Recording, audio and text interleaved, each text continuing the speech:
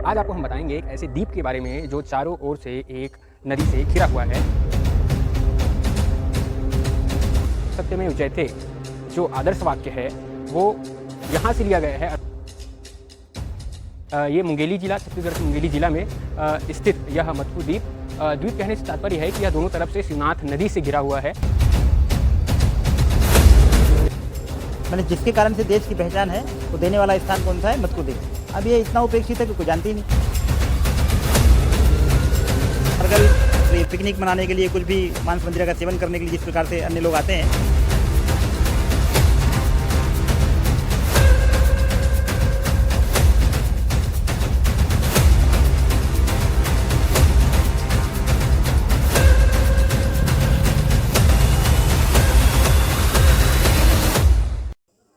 तो हम पहुंच गए हैं मटकू द्वीप में, जहां पे मांडुक्य ऋषि की, जिसे तपोस्थली कहा जाता है, जहां पर 11वीं शताब्दी के अवशेष मिले हैं। आप देख सकते हैं यहाँ पे प्रवेश द्वार है, जहां पर लिखा है कि हरिहर क्षेत्र केदार द्वीप समूह, जिसे मटकू द्वीप या मांडुक्य द्वीप के नाम से जाना जाता है। और यही वह स्थान है जहाँ पे मांडुक्य ऋषि ने तपस्या की, अपनी तपोस्थली बनाई। आपको बता दें कि यह जो स्थान है वह चारों ओर से एक नदी से घिरी हुई है, जिसे शिवनाथ नदी के नाम से जाना जाता है। और उत्तर वाहिनी शिवनाथ नदी है, जिसके किनारे यह तीर्थस्थल बसा है। तो चलिए देखते हैं और आपको दिखाते हैं कि मटकू द्वीप किस सांस्कृतिक परिवेश को समेटे हुए है।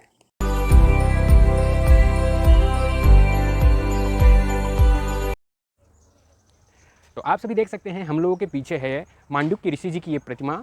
ऐसा कहा जाता है कि मटकू द्वीप मांडुक्य ऋषि जी की तपोस्थली थी और यहीं पर उन्होंने मांडुक्योपनिषद की रचना की थी, जिस पे ही सत्यमेव जयते ये हमारा जो वाक्य है वह लिखा गया था। और इन्हीं के नाम से इस स्थान को मटकू द्वीप या मांडुक्य द्वीप के नाम से जाना जाता है। तो आप देख सकते हैं इनकी यहाँ पे बहुत ही सुंदर प्रतिमा बनाई गई है और उनकी यह तपोस्थली है। इस कारण से यहाँ पे आप आइए, देखिए, घूमिए और समझिए मटकू द्वीप के इतिहास को।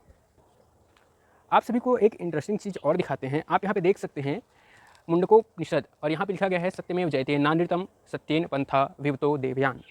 और यहाँ पे लिखा गया है कि ये इनके मुंडकोपनिषद से लिया गया है।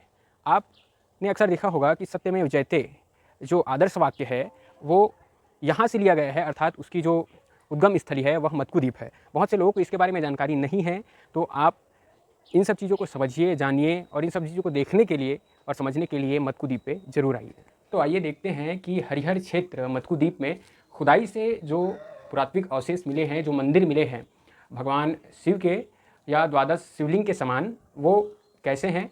और आपसे विशेष आग्रह कि आप भी इन्हें देखने आइए और देखिए, समझिए हमारी संस्कृति को, हमारी सभ्यता को। तो चलिए आपको दिखाते हैं। आप सब देख पा रहे हैं कि मेरे पीछे जो मंदिर है ये सब वही मंदिर या अवशेष हैं जो खुदाई से मिले हैं यहाँ पे। ऐसा कहा जाता है कि ये 11वीं शताब्दी के जो मंदिर हैं, आप सभी देख पा रहे हैं कि सभी मंदिर के अंदर विशेष शिवलिंग विराजमान हैं। और उन शिवलिंग की पूजा तब की जाती थी 11वीं शताब्दी में, जो हमारे इस क्षेत्र में है। ये मुंगेली जिला, छत्तीसगढ़ के मुंगेली जिला में स्थित यह मटकू द्वीप। द्वीप कहने से तात्पर्य है कि यह दोनों तरफ से शिवनाथ नदी से घिरा हुआ है, इस कारण से इसे द्वीप कहा जाता है। आप सभी से अनुरोध कि हमारे छत्तीसगढ़ के मुंगेली जिला में एक ऐसी जगह जहाँ जो हमारे पूरे सांस्कृतिक परिवेश को समेटे हुए है और उसके बारे में लोगों को जानकारी नहीं, तो आप जानिए, पहुँचिए। बहुत ही आसान सा रास्ता है और यह पूरे हमारे सांस्कृतिक परिवेश को लिए हुए है। तो चलिए आपको दिखाते हैं और मंदिरों को। तो आप देख सकते हैं कि यहाँ पे कुल 18 मंदिर मिले थे, वही 18 मंदिर यहाँ पे आपको दिख रहे हैं। वह मुख्य मंदिर है, उसके पश्चात और ऐसे मंदिर हैं। ऐसा कहा जाता है कि यहाँ के 12 जो मंदिर है उसमें स्मार्थ लिंग है। और ये जो आप सभी को अवशेष दिख रहे हैं ये इतने प्राचीन है कि इन्हें लगभग 1000 साल पुराना माना जाता है। तो आपसे पुनः अनुरोध है कि आप मटकू द्वीप आइए अपने परिवार के साथ, इष्ट मित्र के साथ। पर्यटन नगरी के रूप में नहीं, एक तीर्थ नगरी के रूप में पहुंचिए, क्योंकि मटकू द्वीप का एक विशेष महत्व है। मांडुक्य ऋषि की तपोस्थली है। तो इस जगह पे आइए अपने इष्ट मित्रों के साथ और अपने सांस्कृतिक परिवेश को समझिए।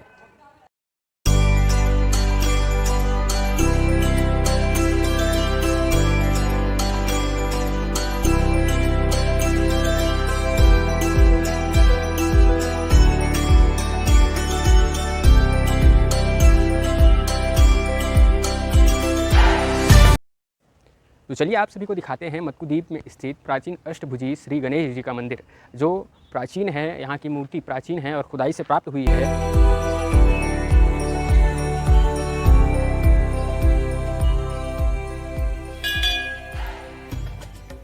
तो आप सभी देख सकते हैं कि यहाँ पे 10वीं शताब्दी में मिली गणेश जी की ये मूर्ति है।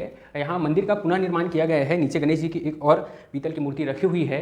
आप देख सकते हैं कि यह कितनी पुरानी गणेश जी की मूर्ति है और ये मंदिर भी आप देख सकते हैं कि मंदिर को बहुत बेहतरीन तरीके से पुनर्निर्माण किया गया है। नमस्कार, हम सभी के साथ है रामरूप दास महात्यागी जी। इनसे ये जानना चाहेंगे कि ये मटकू द्वीप के बारे में लोगों को क्या संदेश देना चाहेंगे। मटकू द्वीप जो है सत्यमेव जयते की ओरिजिन भूमि है। सत्यमेव जयते की पहली बार गर्जना जिस स्थान पर हुई वो मटकू द्वीप है। यहाँ पर ही मांडुक्योपनिषद की रचना हुई और ऐसे राष्ट्रीय महत्व के स्थान का सब लोगों को जानकारी हो और राष्ट्रीय तीर्थ बने, ऐसा सबको सत्प्रयास करना चाहिए। यहाँ का जो प्राचीन धरोहर है स्मार्त लिंग 1100 वर्ष पुराना, वो भी 2011 में उत्खनन करके आर्कियोलॉजिकल सर्वे ऑफ इंडिया के द्वारा निकाला गया है। वो सब अद्वितीय तीर्थ है उत्तर वाहिनी शिवनाथ के किनारे होने के कारण। इन सब का दर्शन करने के लिए, और ये पर्यटन स्थल ही नहीं तो धार्मिक पर्यटन स्थल बने, धार्मिक तीर्थ बने, इस सब के लिए हम सबको प्रयास करना चाहिए और अधिक से अधिक संख्या में हमारे सनातनी बंधु और इस स्थान को लोगों को बताएं। यहाँ पर अपने परिवार सहित, इष्ट मित्रों सहित और तीर्थ का सेवन करने जैसे जाते हैं वैसे यहाँ पर आए, न कि अनर्गल पिकनिक मनाने के लिए, कुछ भी मांस मंदिरा का सेवन करने के लिए जिस प्रकार से अन्य लोग आते हैं वैसा नहीं। तो इस प्राचीन तीर्थ को हम सब लोग अपने सत प्रयत्नों से फिर से विकसित और संवर्धित करें, ऐसा मैं आपके चैनल के माध्यम से सबको अपील करना चाहता हूँ।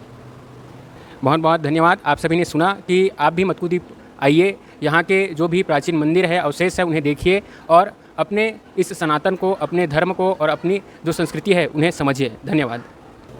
ये मांडुक्य ऋषि की तपस्थली है ना। मांडुक्य ऋषि कौन? मार्कंडेय ऋषि के पुत्र थे वो, है ना। और उन्होंने एक उपनिषद की रचना की है जिसका नाम है मांडुकोपनिषद। जैसे 4 वेद, 18 पुराण, वैसे 108 उपनिषद, उसमें से एक उपनिषद है मांडुकोपनिषद। और उसी मांडुकोपनिषद से भारत का जो राष्ट्रीय वाक्य है सत्यमेव जयते, वो लिया गया है ना। सत्यमेव जयते जो है मांडुकोपनिषद से लिया गया और सत्यमेव जयते से भारत की पहचान है। इंडियन करेंसी में है, स्टाम्प पेपर में है, किसी भी सरकारी कामकाज में उसका उपयोग होता है। तो भारत की पहचान किसी कारण है? सत्यमेव जयते का है। वो स्थान कौन सा है जहाँ पहली बार सत्यमेव जयते कहा गया? वो है मटकू द्वीप। जैसे पुलिस के सिंबल में लिखा रहता है ना परित्राणाय साधु नाम, वो कहाँ से लिया? गीता से। गीता पहली बार कहाँ गई? कुरुक्षेत्र। कुरुक्षेत्र अभी कहाँ है? हरियाणा में, है ना। वैसे ही मांडुकोपनिषद में पहली बार सत्यमेव जयते कहाँ, किस स्थान पर कहा गया? वो स्थान कौन सा है? मटकू द्वीप, जहाँ आप लोग बैठे हैं। ये यहाँ का राष्ट्रीय महत्व है ना। मैंने जिसके कारण से देश की पहचान है वो देने वाला स्थान कौन सा है? मटकू द्वीप। अब ये इतना उपेक्षित है कि कोई जानती ही नहीं, ठीक है। श्रीमद् भागवत कथा में इनका एक चरित्र आता है मांडुक्य ऋषि का। एक बार क्या हुआ कि छत्तीसगढ़ हाईकोर्ट के जज आए, झारखंड के थे, परिवार सहित आए थे, घूमते घामते आए। हमारी उस समय केवल हमारी कुटिया थी, कुटिया में बैठे। तो बोले महाराज जी यहाँ के बारे में कुछ बताइए। तो मैंने परिचय पूछा तो बताया हम जज हैं। तो बातों बातों मैंने कहा कि आप ये बताइए कि जैसे आयुर्वेद की ऋषि पतंजलि हैं, है ना, ऐसे अलग अलग क्षेत्र में हमारे यहाँ ऋषि मुनियों का नाम आता है, वैसे न्याय के ऋषि कौन है? बोले न्याय के ऋषि के बारे में तो हमको पता नहीं। तो मैंने कहा जहाँ पे आप बैठे हैं ये न्याय के ऋषि का स्थान है। बोले कैसे? बोले ऐसे कि भागवत कथा में इनका चरित्र आता है। एक बार किसी राजा के यहाँ चोरी हो गई, अब चोर चोरी करके भागा। अब चोरी करके भागा तो साथ में सामान, पीछे पीछे पुलिस लग गई। तो पुलिस के भय से चोरी का सारा सामान चोर जो है मांडुक्य ऋषि के आश्रम में छोड़ के चला गया। अब पुलिस आई पीछे से, माल वहीं है चोरी का, तो किसको पकड़ेगी? महात्मा जी को। महात्मा जी से पूछे तो महात्मा जी कुछ बोले नहीं क्योंकि ध्यानस्थ थे। तो महात्मा जी को पकड़ के ले गई पुलिस, जज के सामने पेश किया। तो जज ने उनको सज़ा सुना दी, इनके माथे में कील गाड़ के बीच चौराहे में टांग दो। तो ये तो तपस्वी थे, है ना, योगी थे, मरे नहीं। सुबह जब वहाँ का राजा घूमने निकला तो देखा महात्मा टंगे, तो नीचे उतारा, क्षमा मांगी। बोले तुम क्यों क्षमा मांग रहे हो भाई, तुमको तो कुछ पता ही नहीं था। बोले महाराज जज की गलती है, जज की तरफ से क्षमा मांग रहे हो। जज की कोई गलती नहीं है, तो जो अपील दलील हुई और जो अपराध की सज़ा लिखी होगी किताब में वो उसने सुना दिया। बोले महाराज पुलिस की गलती, गलत आदमी को पकड़ लाए। बोले भैया हमारे यहाँ तो माल बरामद हुआ था, ये पता नहीं कैसे हुआ, अब कैसे आया वो नहीं पता, लेकिन वो जांच का विषय हो सकता है। लेकिन हमारे यहाँ चोरी का माल मिला था तो अपराधी तो हम भी बन गए। बोले महाराज चोर की गलती है तो चोर को पकड़ेंगे गुप्तचरी लगा के। बोले ये बताओ चोर को पकड़ के करोगे क्या? बोले उसको सज़ा देंगे, अपराध की हमारे यहाँ बहुत कड़ी सज़ा है। जब अपराधी मिलता है तो हम उसको सूली में ही टांग देते हैं, अपराध उसके साथ खत्म, क्योंकि मर गया। दूसरा आदमी डर के कारण दूसरा अपराध नहीं करता है। तो मांडुक्य ऋषि ने कहा इसका मतलब चोर की भी कोई गलती नहीं है। तो राजा बोले कैसे? वो ऐसे कि ना हम चोर को जानते, ना चोर हमको जानता है, लेकिन चोर इतना जरूर जानता है कि यदि मैं पकड़ा गया तो क्या होगा? मर जाऊँगा।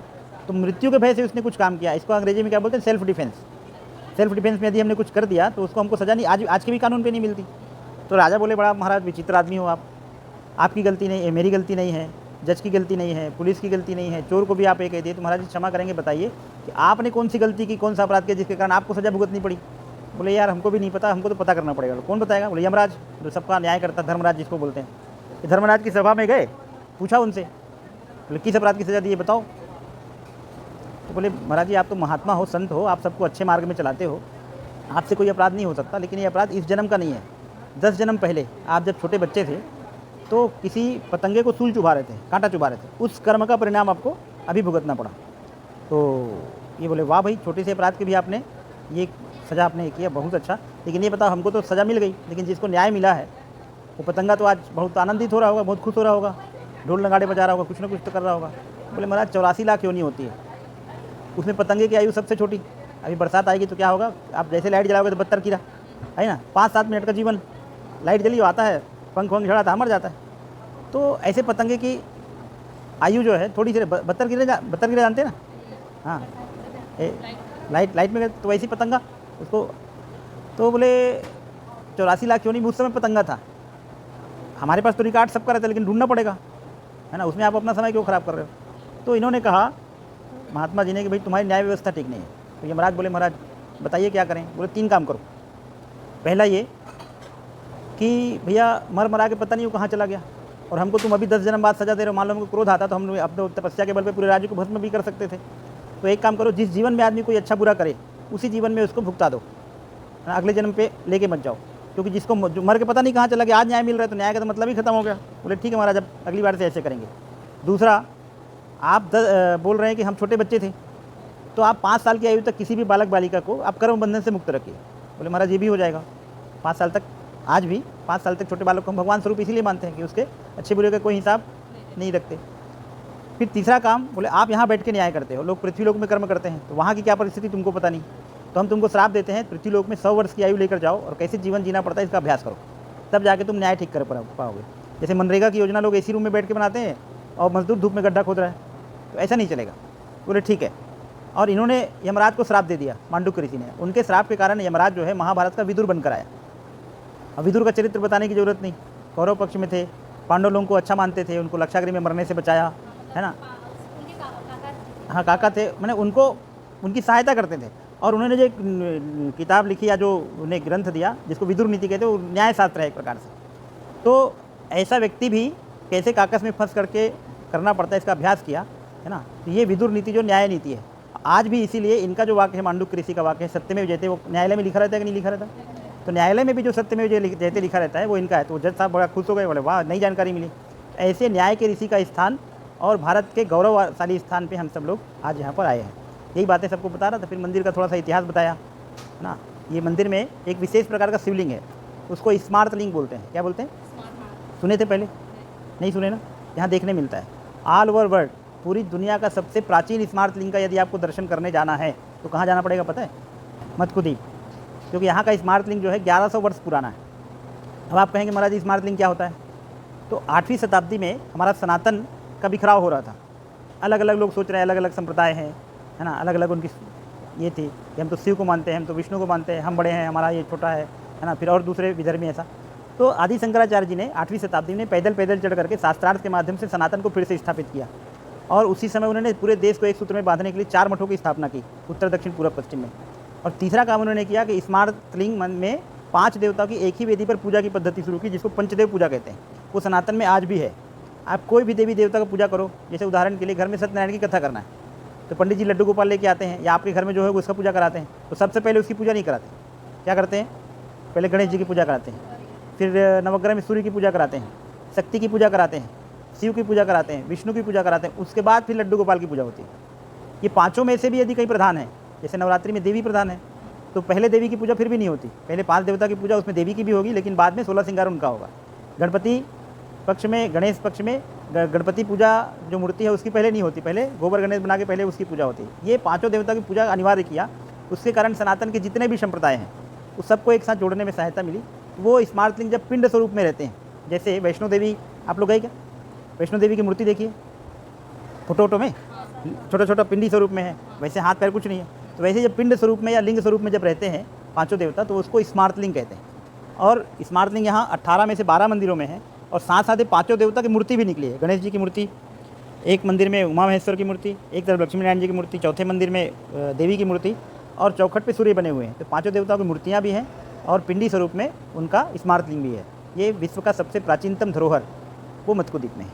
यही सब आपको बताया। आपको कुछ पूछना हो तो पूछ सकते हैं। और जो महात्मा जी थे वो जब उनका महात्मा जी थे तब उनकी नाम मटकू द्वीप था कि उनके नाम से ही मटकू द्वीप उनके नाम से इस द्वीप का नाम मांडुक्य द्वीप ऐसा पड़ा। मांडुक्य को संस्कृत में मेढक को मांडुक बोलते हैं। अब जैसे हम यहाँ रहते हैं ना, कैसे बता रहा हूँ, हम यहाँ रहते हैं तो सुबह से छोटे छोटे बच्चे आ जाते हैं, स्नान करने आते हैं नदी में, चले आए बाबा जी के पास। क्यों आते हैं? चॉकलेट बांटते हैं। तो आसपास के गांव के लोग हमको चॉकलेट बाबा बोलते हैं, है ना। व्हाट्सअप में भी कोई मैसेज करता है, चॉकलेट बाबा जी सीताराम, ऐसा लिखते हैं, है ना। या कोली के परसवानी छोटे छोटे बच्चे। तो धीरे धीरे क्या होगा, धीरे धीरे नाम चॉकलेट बाबा पड़ जाएगा। लोग बताने बड़े भी हो जाएंगे तो भी यही कहेंगे, आदत हो जाएगा। तो वैसी मांडुक्य ऋषि जो थे वो जल और थल दोनों में उनकी समान गति थी। मैंने जल में भी चल सकते थे, थल में भी चल सकते थे। जल और थल में एक समान रह सकते। कौन रहता है अभी?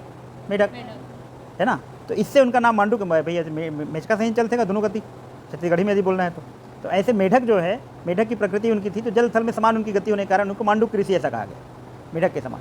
तो उनके नाम से मांडुक्य द्वीप। तो छत्तीसगढ़ी में मांडुक्य कठिन है, मटकू हो गया। तो दोस्तों, आप मेरे पीछे जिस नदी को देख पा रहे हैं यही है वो शिवनाथ नदी, जिसके दोनों तट पे मतलब दोनों किनारों पर स्थित है मटकू द्वीप, जिसे मांडुक्य ऋषि की तपोस्थली कहा जाता है। दोस्तों, ऐसा कहा जाता है कि शिवनाथ नदी उत्तर दिशा में बहती है और जितने भी बड़े बड़े तीर्थ स्थान हैं भारत में वो भी ऐसी नदी के किनारे पर स्थित है जो उत्तर दिशा में बहती है। ऐसे में मटकू द्वीप एक विशेष सांस्कृतिक परिवेश और एक विशेष सांस्कृतिक सौंदर्य को समेटे हुए है। आप देख सकते हैं कि अभी गर्मी का मौसम है, इस कारण से नदी में पानी कम है, लेकिन बरसात के मौसम में ऐसी स्थिति भी आ जाती है कि मटकू द्वीप में आने के लिए नाव का भी उपयोग करना पड़ता है। साथ ही साथ यहाँ पे बरसात के मौसम में नौका विहार की भी सुविधा होती है, जहाँ पर आप प्रकृति का आनंद ले सकते हैं। माँ शिवनाथ की गोदी में स्थित मटकू द्वीप एक सांस्कृतिक परिवेश को लिए हुए है। आपसे पुनः निवेदन कि आप यहाँ आइए और मटकू द्वीप के इस सौंदर्य को देखिए। घने जंगलों और पेड़ों के बीच स्थित एक प्राकृतिक सौंदर्य से भरपूर और शांति को समेटे हुए मटकू द्वीप आपका इंतजार कर रहा है। तब तक के लिए बने रहिए द यूथ चार्जर में। इसी प्रकार के किसी स्थल के बारे में, किसी घटना के बारे में हम आप तक एक नई खबर लेकर पहुंचेंगे। तब तक उठो, जागो और तब तक मत रुको जब तक लक्ष्य की प्राप्ति न हो। धन्यवाद। मैं विवेक वर्मा, कैमरा पर्सन विनय वर्मा के साथ द यूथ चार्जर, जहां खबरें आप तक पहुंचती है बेधड़क।